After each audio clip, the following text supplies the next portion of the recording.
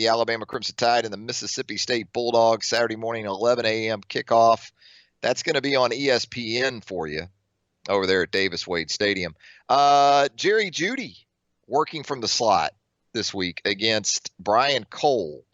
Very athletic, very measurables friendly slot corner, nickelback for the Mississippi State Bulldogs, 6'2", 210 pounds. That's a big dude. That's a big dude playing in the slot.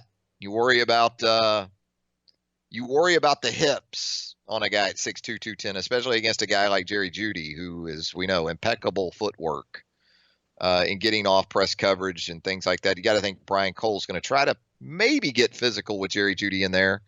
That's one to keep an eye on because Brian Cole did not play against Alabama in Tuscaloosa a year ago. This is a guy, though, athletic at that size.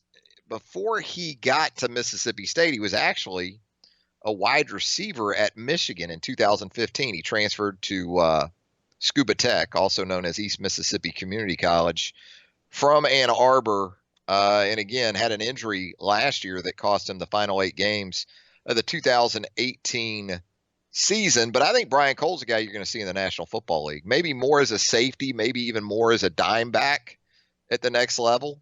But Jerry Jeudy working from the slot against Brian Cole on Saturday, something to keep an eye on, especially with the quarterback situation at Alabama being somewhat up in the air. Another one for you, speaking of the quarterback situation and maybe an extension of that for Alabama and how it goes about approaching this Mississippi State defense, which, by the way, isn't the Mississippi State defense from a year ago.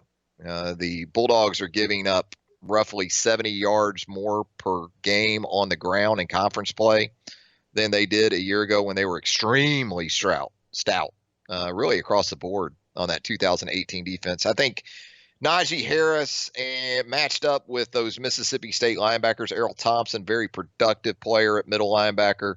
Florence native Errol Thompson. And then you got Leo Lewis working at the weak side position. So Alabama's running back situation, when you've got Najee Harris and maybe some Brian Robinson to go in that, it's been pretty much the Najee Harris show of late, and it should be because he showed you again last week against an elite team in LSU. He can produce in the neighborhood of 200 scrimmage yards between rushing, between catching the football, and last week that full arsenal was on display once again.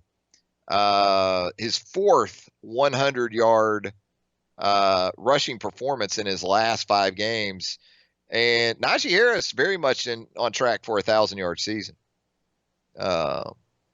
He's in line to get to that number in 2019. Something from the state perspective to keep an eye on too, because Willie Gay Jr. was so good against Alabama a year ago.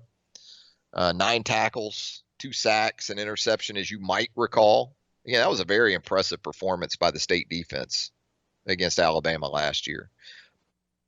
But Willie Gay Jr. is apparently involved in what has been referred to as the Tutorgate 10 at Mississippi State. Back in the offseason, you had the academic scandal, NCAA probation as a result of it. You also had Nick Weatherspoon, the Mississippi State basketball standout. He's sitting out games as a result of it. He sat out games at the end of the last basketball season. It carried over into the start of this basketball season for Nick Weatherspoon. He's still sitting out games due to his involvement in the Tutorgate 10. Well, Willie Gay Jr.